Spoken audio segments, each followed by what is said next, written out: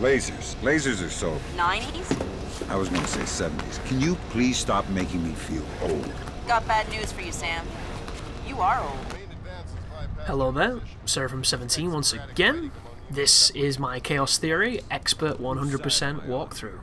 This is Mission 8, it's Seoul, in Korea, and this is a pretty fun mission that I only failed a couple of times. So funny story, right? I purchased some Astro A40s off of a subscriber by the name of Hobo Jesus. He's a friend of mine who comes out to a bunch of conventions that we go to, and he's actually seen the man behind the voice, believe it or not. He actually exists.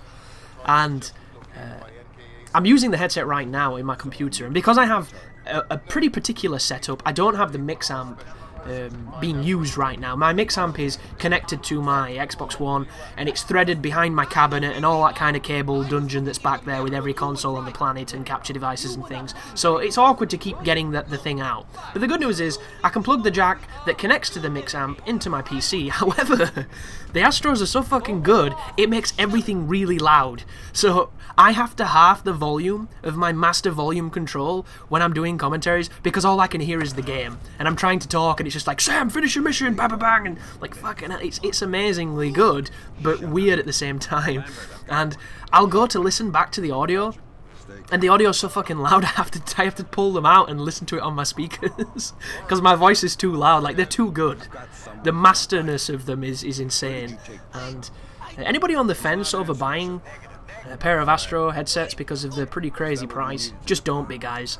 They are the most comfortable, most impressive headset I've ever worn, and I've worn pretty much all the brands that the gaming bullshit try and sell on you, all the fucking Triton sets, all the Turtle Beaches. I haven't tried Sennheiser or anything like that yet, but Astros are by far the best. They're just too good, dude. You really need them. But this is Splinter Cell, and this is a pretty interesting mission. We've changed our outfit again. We've got the Fabian Barthez going on, which I'm always a fan of. He was one of the first goalkeepers I ever saw wear short sleeves as a keeper. I'm not too sure who was the first, but it definitely started something in football, or soccer if you're American. But the problem with this mission, let's lay it down. It's long. They're all long. Like I've mentioned this several times throughout this entire walkthrough. Like, there's no speed running this game. There just isn't. Unless you can jump through a wall and climb up an invisible mountain and get to the end. It just doesn't exist.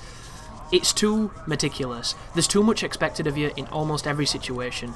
Like, a room like this can take 15 minutes because you have to be, very particular about it. Even if you refine that down to the best it can be, it's still 5 minutes. You're not doing this in 40 seconds. You're just not. Like, unless you run in, you trank both of them with darts, you jump up the drain pipe and you piss off. However, we can't do that, you see. We have to do these objectives. And one of the objectives at this moment is we have to knock out this propaganda signal.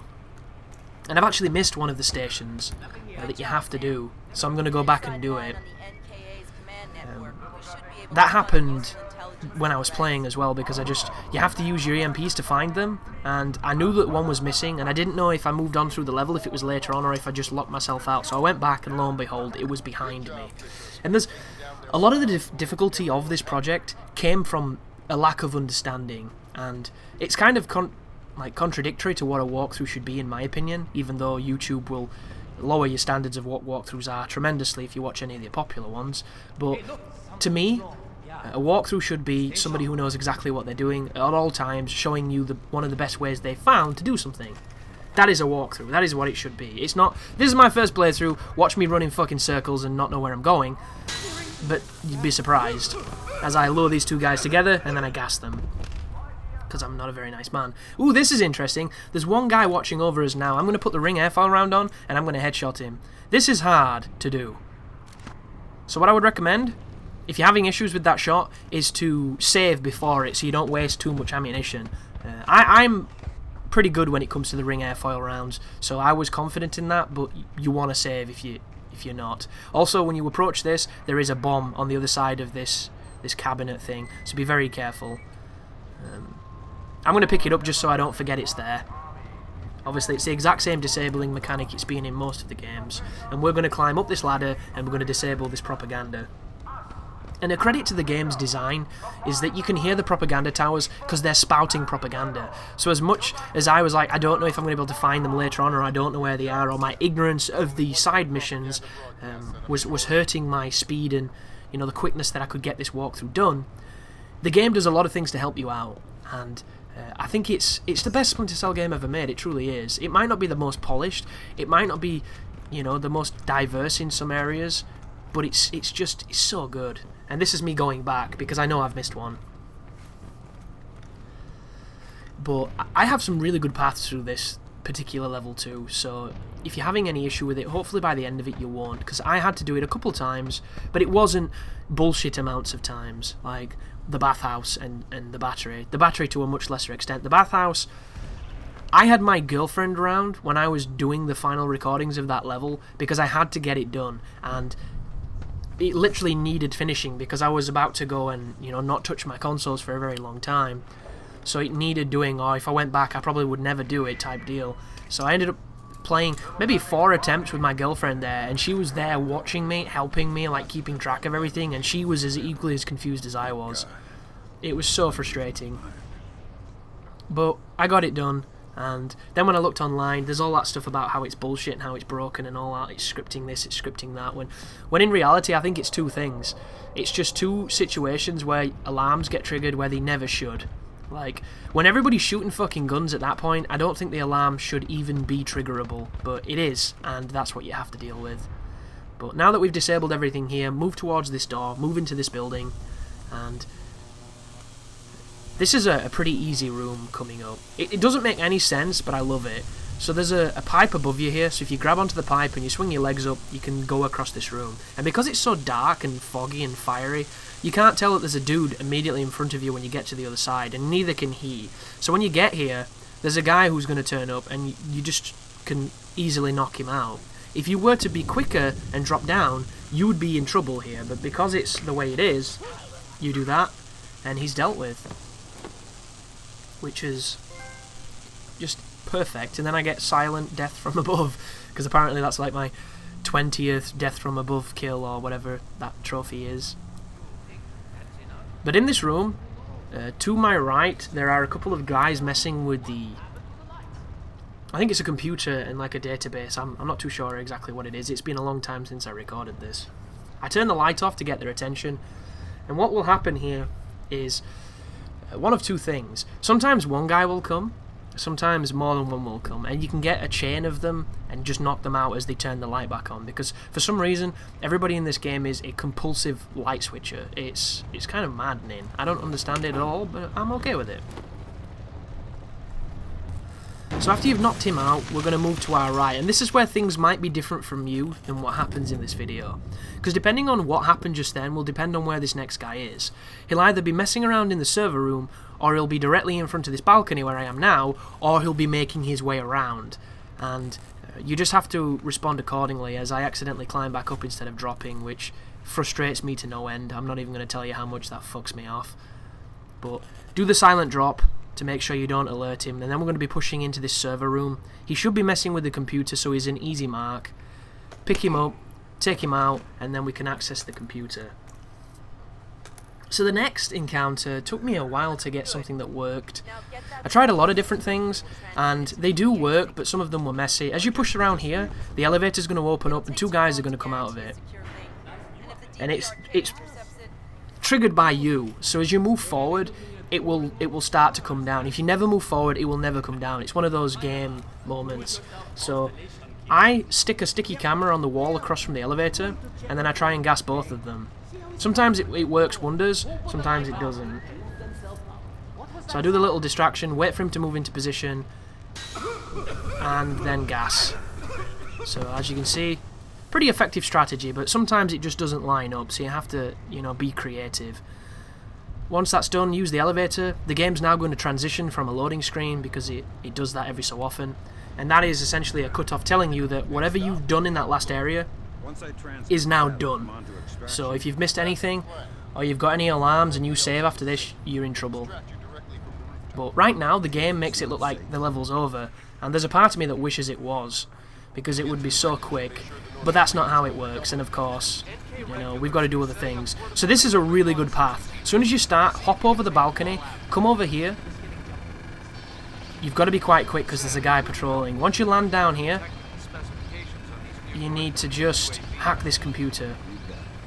So, disable the radar and then immediately jump onto this after I take this light out. I take the light out just in case somebody's watching me as I slide across this zip line. And that is by far just the slickest way to do that area. And when I found it, it was just that watershed moment of, that is cool as shit. My other strategy, so dirty, so messy, so annoying. This, poetry. You know, nothing else needs to be said. It just really, really worked. And there's a couple of situations just like this in this particular level, which, when everything comes together like that, it's beautiful. It really is. When it doesn't, though, it can be hellacious. So you need to be aware that it can go really wrong as well. And this is another tricky particular room coming up here. So I jump up onto the pipe to cross the alleyway. You can hear the people talking, which is another one of those great gamey moments which helps you even though you don't realise it helps you, because it immediately tells your brain that there's somebody there. And depending on the voices, depending on the conversation, it tells you how many there are. It tells you a hell of a lot. And game design that's educating you dynamically without you even realising is great design. And it's something that when games do it right, they're literally... I mean, there's no words, dude. It's so clever. However, it's rare. I mean, a lot of it is ubiquitous, but the good stuff is really rare. I'm going to just trank quickly that machine. I'm going to hack this computer. Oh no, I'm not going to go for the guy. So yeah, I want to get this guy down. You notice how we're in complete shadow? Great opportunity to flatten this dude. Put him down. Oh god. Oh goodness, what's happening? What's happening? Oh, there we go.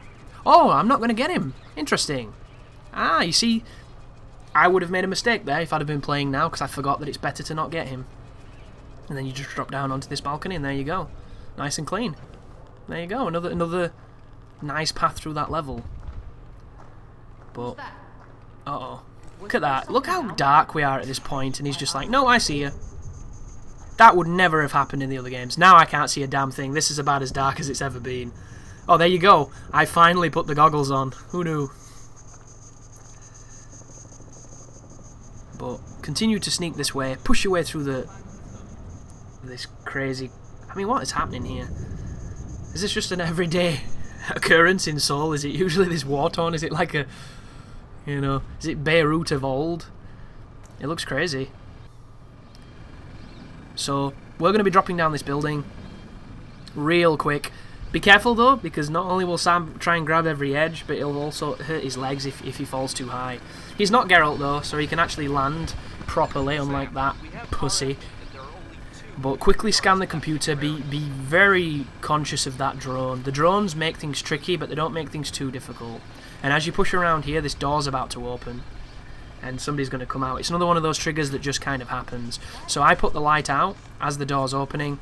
You hear the music change, you hear the man, he knows something's up. He's going to explore, and we're going to pass him as he crosses us.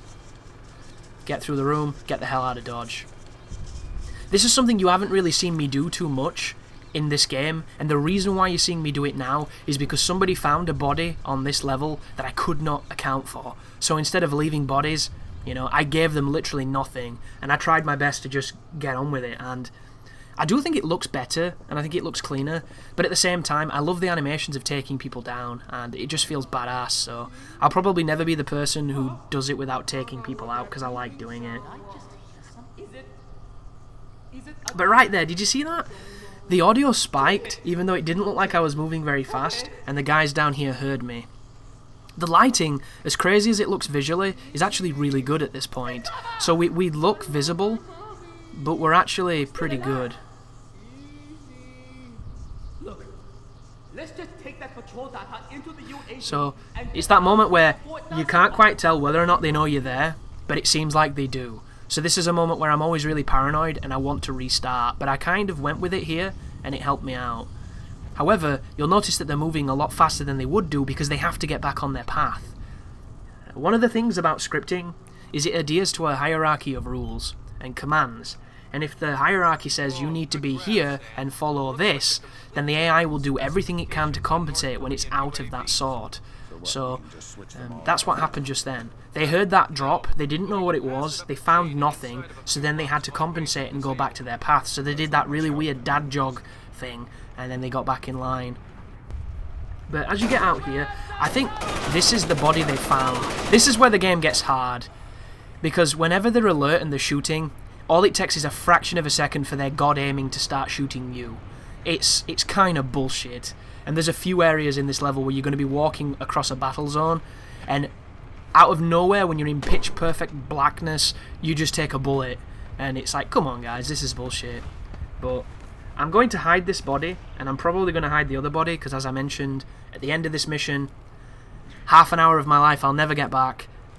I had a body discovered, and I got real pissed off.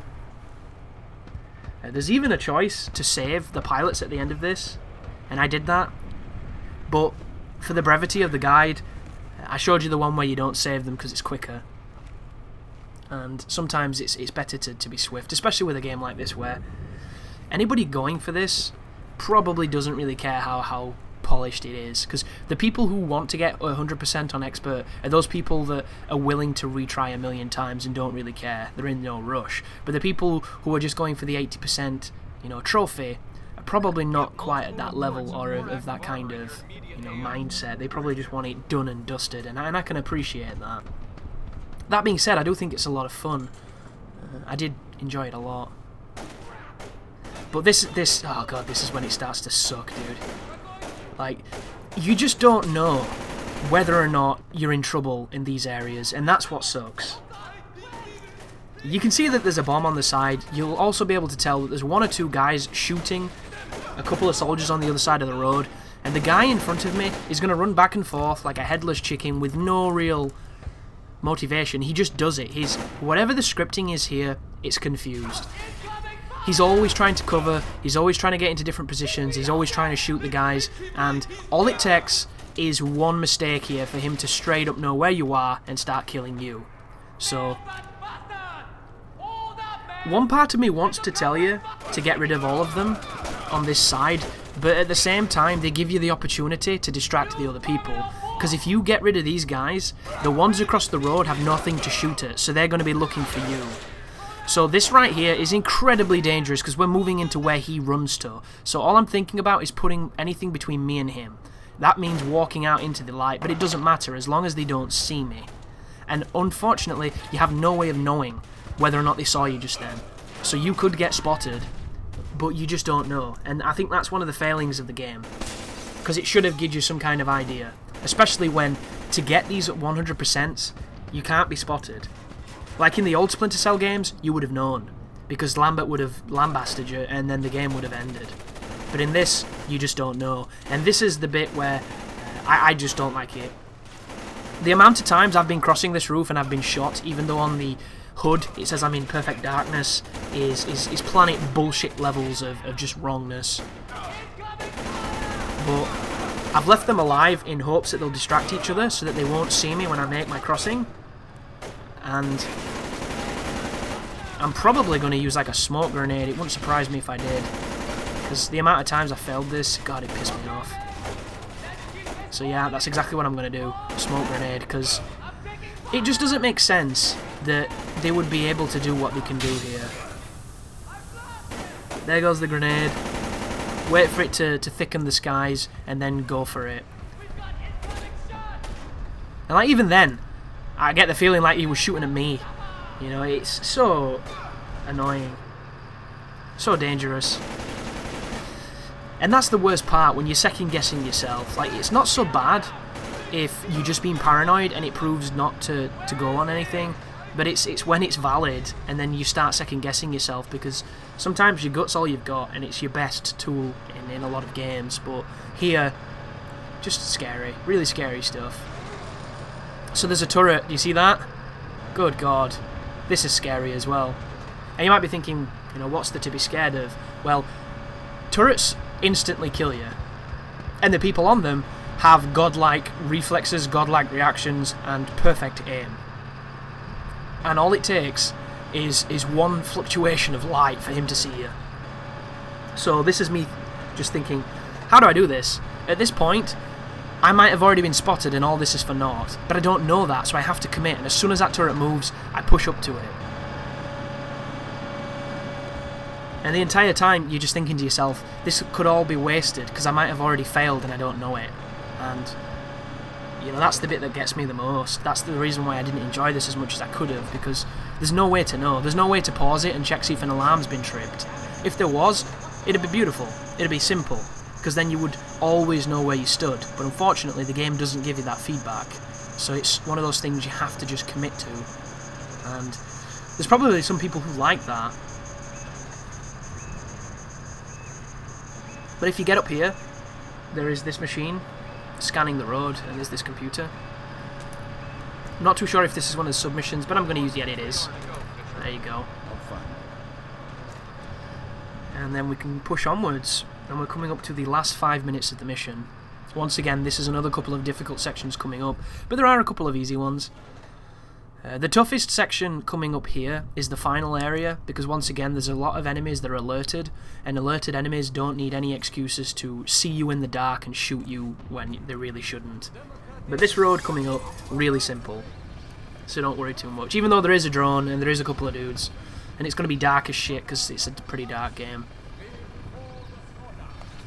But hop over this balcony and then quietly land. If you don't quietly land, you're going to have a whole circus after you. And then once again, you need to drop down.